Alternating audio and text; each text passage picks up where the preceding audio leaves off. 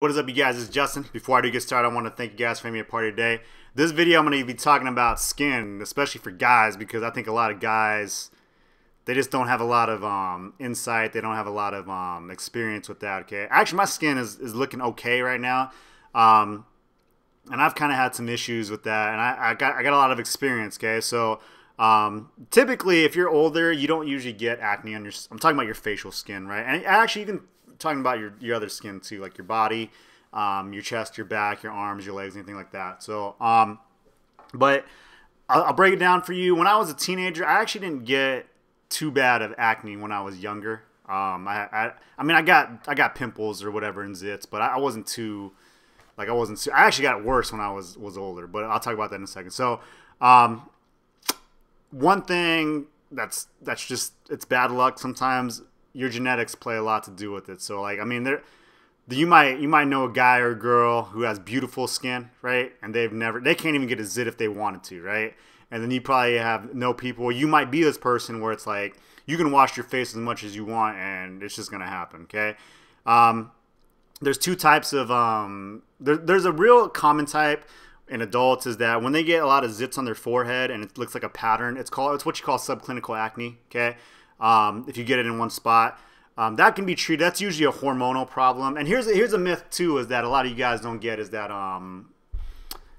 like what you eat actually has, like if I ate a bunch of chocolate and pizza and all that stuff right there, that doesn't actually make you break out. Like the food doesn't make you break out at all. Okay, like that's a myth. All right, what actually makes you break out are your hormones too and clogged skin pores. Okay. So there's two parts: your pores being clogged with dead skin, and then hormones. But here's the thing about the food, though, is that your body can actually react to different types of food. So that's something that you need to take into consideration. So a lot of people are like, well, if I eat chocolate, I get zits or whatever. The chocolate itself isn't actually giving you zits, or the pizza is not actually giving you zits. It's the hormonal change when you get like an insulin spike from the sugar, or when you get like a carb spike from the insulin spike from the carb, or anything like that. So in general, a lot of the food you eat, most of it's going to be from insulin spikes, which is going to be carbs or sugar. So like, I know people that all they eat is carbs and sauce, and their skin looks like perfect. So I mean, you just got to figure out what it's going to do for you. In terms of food doesn't really have that big of an effect on me.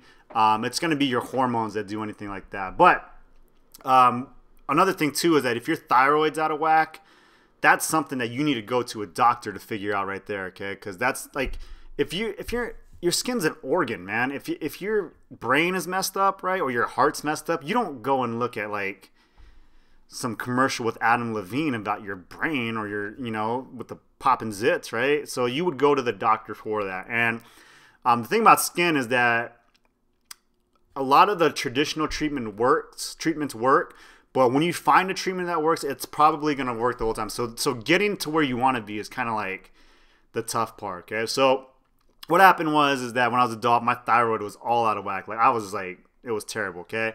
I had really terrible subclinical acne, so I have pictures of this, right? So I was actually taking pictures to see what treatments was working the best. I'm going to tell you guys what not to do, because this is what you shouldn't do, okay? But I had really bad subclinical acne, and thyroid was all out of whack. All of these things were out of whack, right? So a few other things of what I did was that I went to the dermatologist, and he was like, try these creams. Here's what you shouldn't do. I'm going to go over what you shouldn't do first. A lot of people want to wash their face a lot, okay? And they want to use harsh cleansers, okay? I would not recommend that, okay? Because I use like this Oxy Max whatever, and it like burned my skin off, and I was like, this is not going to work right here, okay? In general, my skin is a little bit oily because I'm Asian, right? But for the most part, over the counter really didn't work, okay? I kind of got into this set routine, and I think if you try this set routine, it should be pretty good for about, I would say, 90% of the people, okay? I don't have a picture of it, but oh yeah, here's the thing. You got to take a shower every day, okay? I mean, it's just going to happen. If you can't take a shower every day, you're going to have to wash your face twice a day. So if for whatever, if you're a guy and you only take a shower like once every 3 or 4 days, you're going to have to either go every other day and wash your face. So if you would take a shower every day, that's definitely, that by itself is going to improve it right there, okay? What I recommend is that regardless if you take a shower or not, wash your face twice a day. Wash your face when you wake up and wash your face when you go to bed. Okay. So we're going to talk about the cleanser. What I use is actually a Cerave Cleanser. It's kind of like a hydrating foaming cream. It actually doesn't have any like super drying agents in it, but it's real cheap. It's not cheap, but it's reasonably priced. I think you can get a bottle for like $8 or $9 like at Walgreens. But I'd recommend that. It's kind of a gentle cleanser, okay? But a lot of you guys, here's the thing, a lot of people with a lot of zits, they want the most powerful cleanser, man. And that's not the way to go, because what it actually does is that it might actually give you more zits by stripping oil and over drying your skin, okay? And then, so what I do every morning is that I wash my face, and then I put on what's called Acanya gel. I should have just brought them on and showed you guys the picture. Acanya gel is actually only available by prescription. It is worth it though. It's kind of expensive though, okay, because it's a brand name drug. Acanya gel and Atralin retinoid cream is what I use, okay? So here's kind of what I do. In the morning, wash my face with the CeraVe, right? You know, whatever, dry it. Then I apply Acanya gel, which has like 5% benzoyl peroxide, real thin layer, right? Because it's pretty strong, right? Then I moisturize with CeraVe moisturizing cream. It's like this little tub of cream, and you can probably use Cetaphil. Cetaphil is good too, but I think CeraVe is like, every dermatologist I've ever gone to has been like, CeraVe is, I don't know if they're paid by them or they're just really good, but I use CeraVe like moisturizing cream, okay? Then before I go to bed, I do the same thing, wash my face, pat dry or whatever. Then I use Atralin gel as well, okay? Now these two medicines are actually like, they might be like a couple $100 for a tube, so if you got good insurance, you might be able to get away with the coupon, so I'd recommend doing that. But what Atralin actually is that it's a retinoid cream, retin-A cream. And this actually makes your skin better. I'm not going to explain the science of it, but what it does is it creates cell turnover at a faster rate. It's usually, you know what's weird is that it was used for wrinkles. Like old ladies used it for wrinkles, but what they've found is that in conjunction with the Acanya gel, it actually is like really, really good. So if you do those two things right there, so it's wash your face, Acanya in the morning, wash your face, Atralin at night, and then make sure you got clean sheets.